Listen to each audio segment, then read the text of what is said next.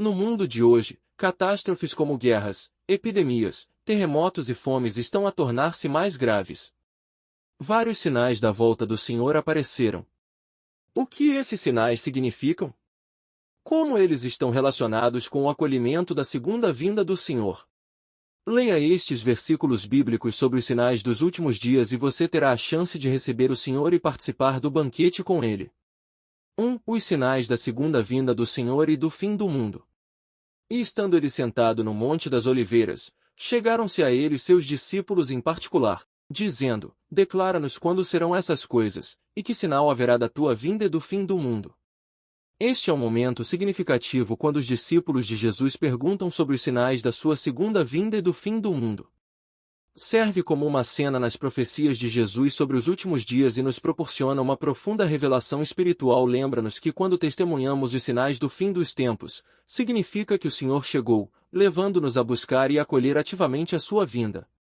Se observarmos estes sinais, mas recusarmos buscar e deixarmos de acolher a vinda do Senhor, corremos o risco de nos tornarmos virgens tolas que são abandonadas e eliminadas pelo Senhor, desse modo, somente lamentando e rangendo os dentes em meio ao desastre. 2. A chegada de vários desastres. Porquanto se levantará nação contra nação, e reino contra reino, e haverá fomes e terremotos em vários lugares. Mas todas essas coisas são o princípio das dores. Ao lermos esta passagem, todos podemos afirmar do fundo de nosso coração que esta profecia realmente foi cumprida. Nos últimos anos, as guerras eclodiram com frequência, como o conflito Ucrânia-Rússia, o conflito Israel-Palestina e a turbulência interna em Mianmar, entre outros. O que é ainda mais preocupante é que as guerras continuam aumentando. Não é apenas a ocorrência de guerras, mas também a pandemia global em curso que se espalha há mais de 3 anos, juntamente com terremotos, fomes, erupções vulcânicas, fenômenos climáticos extremos e outras catástrofes que se estão tornando cada vez mais graves.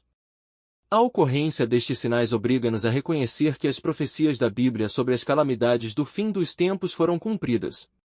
Assim como Deus diz, os últimos dias chegaram. E países por todo o mundo estão em tumulto, a desordem política, a fome, pestilências, enchentes e secas que aparecem em todos os lugares. A catástrofe no mundo do homem, o céu também enviou desastre. Esses são sinais dos últimos dias. 3. Igrejas ficam desoladas. E, por se multiplicar a iniquidade, o amor de muitos esfriará. Nos últimos anos, os crentes genuínos no Senhor têm uma sensação comum. O mundo religioso, em diferentes denominações, está a experimentar um estado de desolação. As atividades ilegais dentro dos círculos religiosos têm aumentado, com muitos líderes religiosos a desrespeitar os ensinamentos do Senhor. Observando a desolação dentro da igreja e a falta de amor e fé morna entre os crentes, os líderes não levam os crentes a buscarem a obra do Espírito Santo e a aparição do Senhor. Em vez disso, eles se concentram na pregação do conhecimento bíblico para se elevarem e se promoverem, buscando a adoração e o seguimento dos crentes, ao mesmo tempo em que falham em dar testemunho do Senhor e exaltá-lo. Os seus sermões tornam-se repetitivos e carentes de nova luz, incapazes de fornecer alimento espiritual aos crentes, resultando na perda de fé e na falta de sustento espiritual. Muitas pessoas seguem tendências mundanas e ficam enredadas em assuntos seculares, perdendo o foco no Senhor. Além disso, existem alguns pregadores que transformam o púlpito num campo de batalha, atacando-se uns aos outros e envolvendo-se em lutas de poder dentro da igreja. Eles disputam posições e formam facções, tratando a igreja como se fosse uma arena política. Estas práticas ilegais fizeram com que muitos crentes se tornassem passivos e fracos, resultando numa fé morna, enquanto seguiam os caminhos do mundo. Estas são as principais razões da desolação e do declínio no mundo religioso, onde a obra do Espírito Santo se perdeu. O fato da desolação evidente em várias denominações e religiões serve como cumprimento da profecia do regresso do Senhor. 4. O Evangelho se espalha até os confins da terra, os últimos dias chegaram. E este Evangelho do Reino será pregado no mundo inteiro, em testemunho a todas as nações, e então virá o fim. Há 2000 anos, após a ressurreição, o Senhor Jesus disse aos seus discípulos: Ide por todo o mundo, e pregai o Evangelho a toda criatura. Esta é uma missão divina de espalhar o Evangelho do Reino por todo o mundo.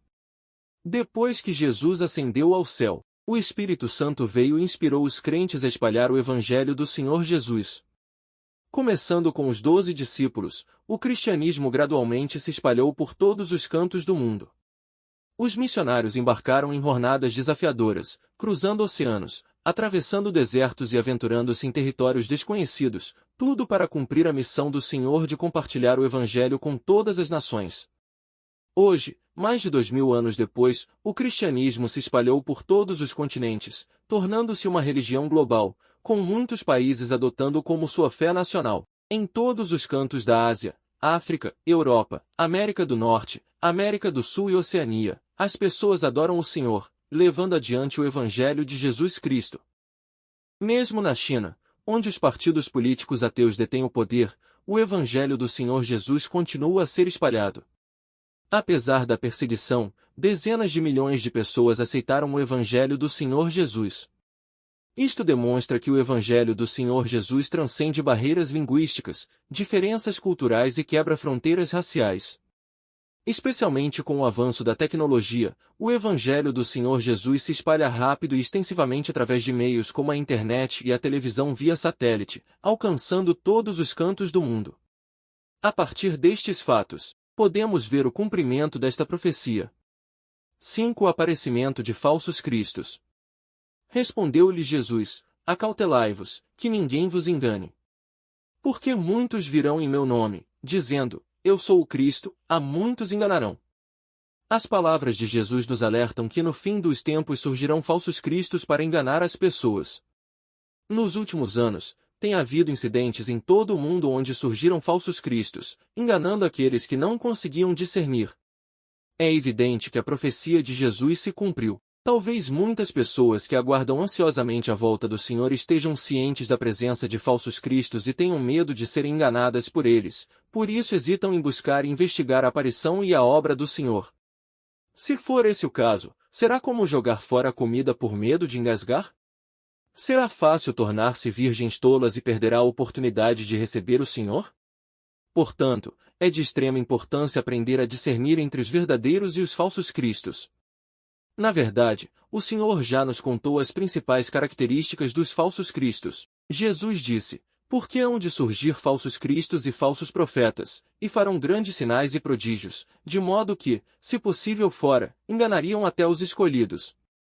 A principal característica dos falsos cristos é que eles realizam grandes sinais e maravilhas para enganar as pessoas.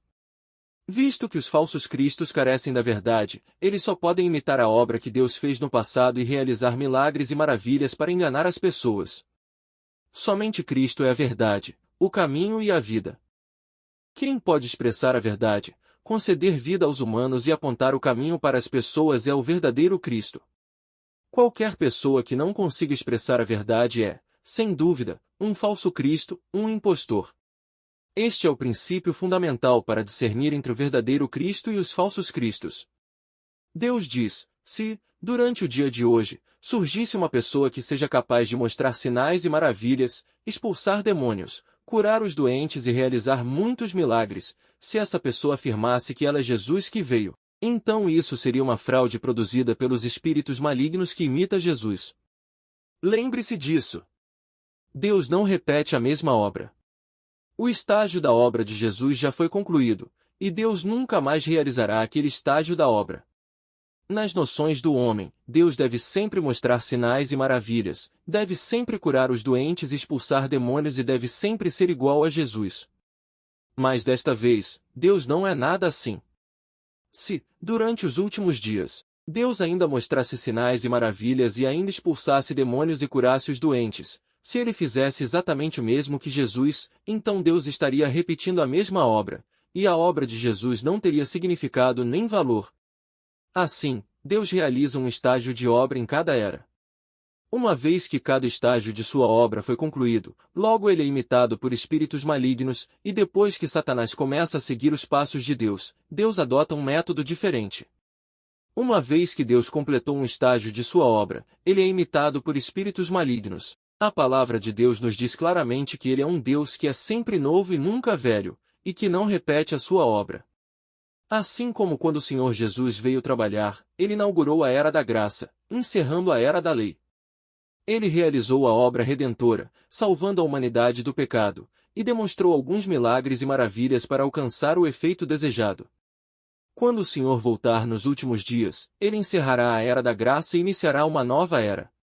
Ele não repetirá a obra que o Senhor Jesus concluiu, mas expressará todas as verdades necessárias para a salvação da humanidade com base no fundamento da obra redentora do Senhor Jesus, a fim de purificar as pessoas dos seus pecados, salvá-las completamente do pecado e conduzi-las ao reino dos céus. Por outro lado, os falsos cristos são espíritos malignos que se fazem passar por Cristo. Eles são fundamentalmente incapazes de iniciar uma nova era ou encerrar uma era antiga, muito menos capazes de expressar a verdade. Eles só podem realizar milagres e maravilhas simples para enganar aqueles que são ignorantes e carecem de discernimento, porém, não conseguem imitar os milagres realizados pelo Senhor Jesus, como ressuscitar os mortos, alimentar 5.000 pessoas com 5 pães e 2 peixes, ou repreender o vento e o mar. Se compreendermos a verdade sobre discernir entre o verdadeiro Cristo e os falsos cristos, não seremos enganados pelos falsos cristos.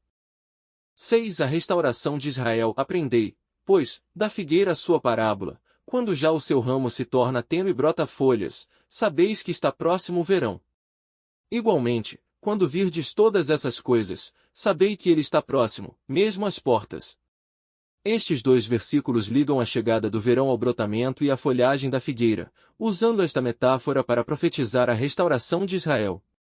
Há 2000 anos, as autoridades judaicas, em colaboração com o regime romano, crucificaram o Senhor Jesus, cometendo um pecado grave que incorreu na maldição e no castigo de Deus. Como resultado, Israel viveu quase 2000 anos de extinção nacional. Apesar de Israel ter enfrentado períodos de exílio, conflito e devastação ao longo da história, a promessa de Deus permaneceu firme. Em 14 de maio de 1948, Israel declarou sua independência, marcando um momento significativo em que a profecia do Senhor Jesus foi cumprida na era contemporânea. A partir dos versículos bíblicos acima sobre os sinais do fim dos tempos e os fatos cumpridos, podemos ter certeza de que o Senhor Jesus já retornou. Então, como podemos recebê-lo? Na verdade, o Senhor Jesus já nos indicou o caminho para o sucesso em acolhê-lo. Ele disse, mas à meia-noite ouviu-se um grito, eis o noivo. Saí-lhe ao encontro. As minhas ovelhas ouvem a minha voz, e eu as conheço, e elas me seguem. Eis que estou à porta e bato, se alguém ouvir a minha voz, e abrir a porta, entrarei em sua casa, e com ele cearei, e ele comigo. Podemos ver pelas palavras do Senhor que, quando ele voltar, ele falará e usará suas palavras para bater a porta das pessoas e encontrar suas ovelhas. Aquelas virgens sábias que amavam a verdade e ansiavam pela aparição do Senhor ouviram alguém gritando, eis o noivo. Saí-lhe ao encontro.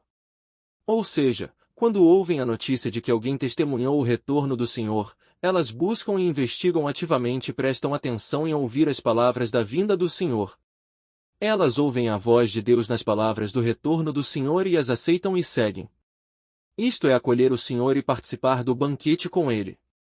Vê-se que o único caminho de acolher o Senhor é ouvir a voz de Deus.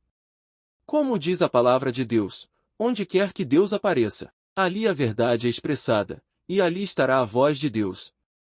Apenas os que são capazes de aceitar a verdade podem ouvir a voz de Deus e apenas tais pessoas estão qualificadas para testemunhar a aparição de Deus. Vamos então buscar a vontade de Deus, descobrir sua aparição em suas declarações e manter o ritmo de seus passos. Deus é o caminho, a verdade e a vida.